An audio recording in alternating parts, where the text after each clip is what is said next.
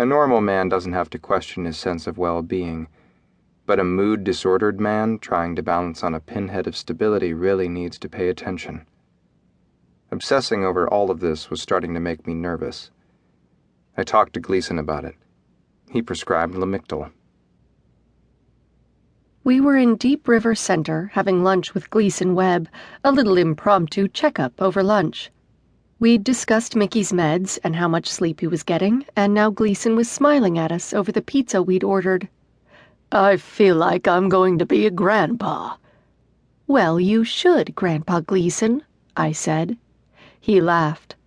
"So, you're both happy?" "Absolutely," Mickey said, and I nodded. "Well, you wear it well," Gleason said as the waitress refilled our drinks. I liked the sound of that. We wore it well. It was true.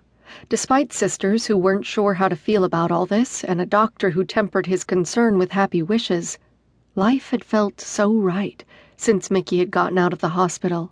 The small tiff we'd had over Mick's calling Gleason was the last time we'd argued. Since then, we'd totally immersed ourselves in making room for our baby.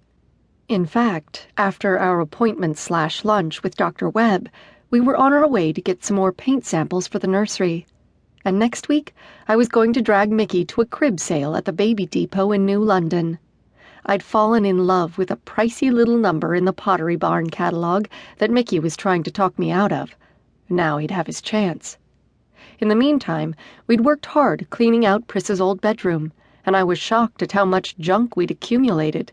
It had all translated to 8 bags of trash to the curb, 6 boxes of odds and ends for Goodwill. A broken desk and the carpet we'd pulled up was headed to the dump. But now, we had a clean canvas. I'd even taken the old curtains off the bay window, though now when the sun poured in, it highlighted the terrible shape of the wood floor. Mickey promised to sand it down, and after it was refinished, I'd find a plush rug, one colorful and soft enough for a baby to crawl through the sunbeams. "I'm sorry, what?" Mickey had poked me in the ribs, interrupting my thought, and I was a little embarrassed. "Sorry, Gleason, I was just imagining the baby's room. We're duking it out over buttercup yellow or cotton candy pink for the walls." He chuckled and put his hand on his heart. "Well, I can see truly epic decisions are to be made, but I was just saying how proud I am of you two." Gleason nodded. "I really think life has handed you a gift, despite yourselves. I know you didn't plan for this, but you've made room for it, and it looks like you're doing well in the process." "We are," Mickey said. "For whatever reason, we've been granted this little miracle, and we're just going to trust it." I smiled at him. Sometimes my husband just took my breath away.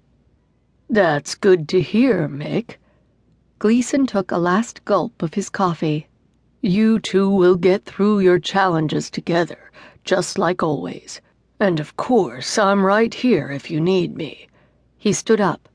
"I've got a 1:45, so you two enjoy the rest of the pie. Call if you need to, otherwise I'll see you in 2 weeks, and you can buy me lunch." He smiled at me and palmed Mickey's shoulder as he walked away. Mickey looked at me. "See? He thinks it's great." I kissed his cheek, thinking it was so much more than that. Gleason knew we could handle it, and that was even more comforting to me.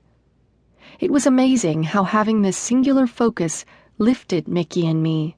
Maybe it was because we'd been by ourselves for almost 11 years, which neither of us thought was a terrible thing, but now it was like we were getting ready for royalty.